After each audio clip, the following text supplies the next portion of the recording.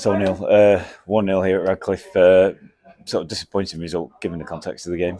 Yeah, really disappointing. We did enough to win the game, Tim, today. If you were here to Taylor missed chances today. We've missed a catalogue. We've played some great football. We passed the football around on a really difficult pitch, but it wasn't to be. We knew, or we know that every team, we say every week they're going to raise the game. And, Radcliffe were going into this game without a winning five. The supporters are right behind Bobby and his team, and they got a response, albeit the referee had a howler for the first goal where the lad wrestles Regan, and Regan should be through one-on-one, goes up the other end, they get a free kick and they score for our poor defending. But then after that, I thought, despite they huffed and puffed a little bit, I thought the quality of our football was excellent, and we were unlucky. I just going to say the lads in there, Tim, if we hadn't played well, if we hadn't created chances, I'd be disappointed. But, we've conceded 1 goal in 3 games. The balance of play in the last 3 games, we've done really well, and, we've scored 6 today. We haven't scored one, and we've got to just accept that, dust it down and get on with it. Yeah, I mean, the quality of play, sometimes you come and so you look at the state of the pitch and you think, how can you play football? We actually managed to do it. Time after time getting through, just didn't seem to go in, did it? No, it didn't. And like I said, as a goalkeeper, as a centre half or a defender, you make a mistake and it ends up in the back of the net, and that's what happened on the goal. We missed a load of chances today, and I've got to say to the lads in there, at least you're getting in the right areas. At least you're knocking on the door. And against Ashton, yeah, it was brilliant. It's nice scoring goals today. The lads haven't done, but that doesn't mean they're bad players. It means that we're just getting on training on Thursday night. We'll do a little bit more finishing. We'll work on a few things, and hopefully on Saturday, they take the chance and the ball goes in the back of the net, and that's football. That's football. You cross the white line, and sometimes it happens for you, sometimes it doesn't. But like I said, I was really happy with the play. Obviously, everyone will have different opinions about the game, but I thought we were excellent, but unfortunately, you've got to credit the opposition. We've come away with nothing. Yeah, I mean, it was. To be fair, that set pieces, particularly the corners, always on that back post. I mean, the goal came from that.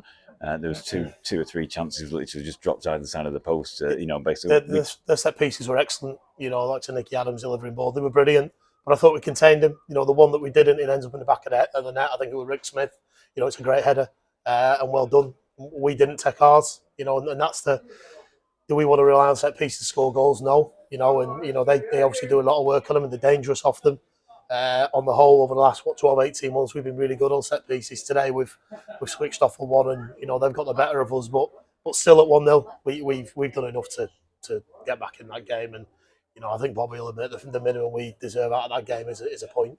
But we haven't got it, and you've just got to credit the opposition and move on. Yeah, I mean, there was a couple of, just sort of like the 2 or 3 chances in the first half, basically. The goalkeeper did pretty well, to be fair, particularly the one from the left wing where basically I think he got his instep onto it and it just flicked over the bar. Yeah. And again, sort of like on the right-hand side where basically he closed down Chaz quite quickly.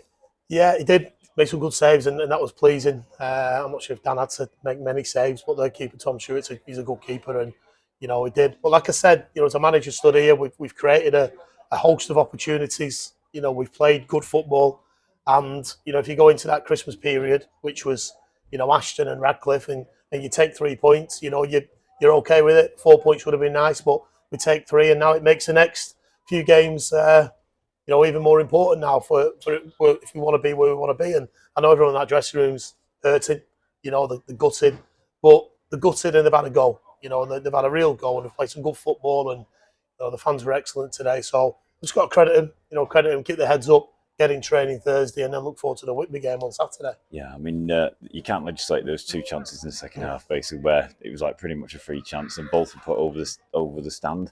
What can you do when you watch?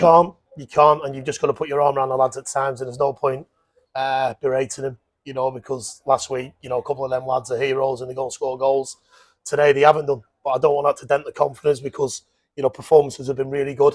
And, as a striker, as midfielders or defender, whoever you are in the 18-yard box, you're there to either take chances or miss chances. And, they've missed a few today, but that's all right. That's okay. I'm not going to call them out for doing that. Like I said, I'm pleased that we've created chances. And, I know that over the course of the season, we'll make a lot more. And, the lads that have missed chances today will go on and score goals this season. And they'll look back on this today. And, yeah, they'll be upset. They'll be a bit gutted. But I said, don't lie in bed and stew over this. You can't wind the clock back. It's happened now. Radcliffe have got the 3 points and we've got none, and we've got to we just got to keep our heads up now, work hard in training, and get ready for Whitby on Saturday. Yeah, we saw Mike Donahue go off on about 60 minutes injury. Yeah, massive injury. Yeah, it's his hamstring.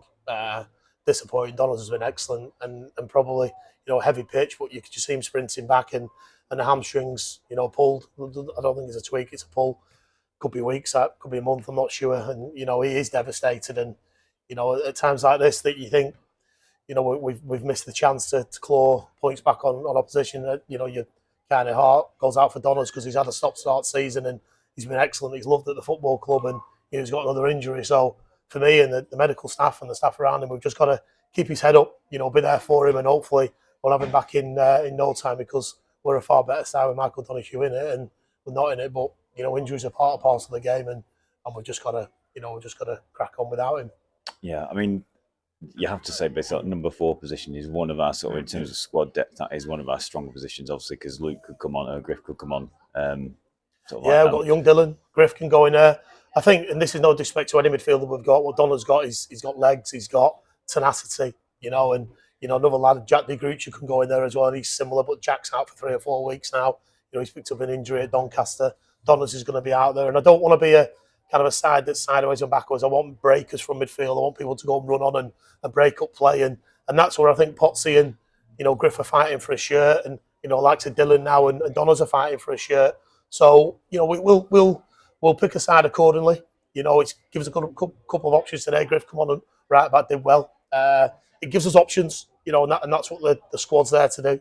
Delighted to get obviously Joe and Finn over the line for a while longer yet. But injuries are going to happen, and we might have to look at it, strengthen it, and go again. But we're going to have to crack on now. Saturday without likes of Jack, without Donna's, patch people up and get them back fit, and hopefully get 3 points against Whitby. I mean, just for you as a manager, obviously, game against Ashton, probably our performance of the season. And then we come here today, still put a good performance in, but just obviously didn't take the chances. I think the only pleasing thing for me today, Tim, is that I'm still living rent free in Radcliffe fans' heads. They sing my name all game. I'm not sure what I've ever done to them. That's the only pleasing thing for me today, that people are thinking about me out there. The disappointing thing as a manager is that we didn't take the chances. We probably created more chances today than we did against Ashton. If you look at the balance of play, Ashton, we converted the chances and kept a clean sheet.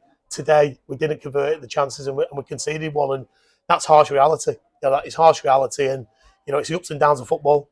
We're devastated. We haven't won the game, but not devastated where we find ourselves at the turn of 2023. A big year for everyone. I said that to the boys, and there'll be more points dropped. There'll be bigger teams than us all around the place dropping points or winning points, and that's the magic of the football season, really. So we've just got to keep ourselves positive. Get in training Thursday night.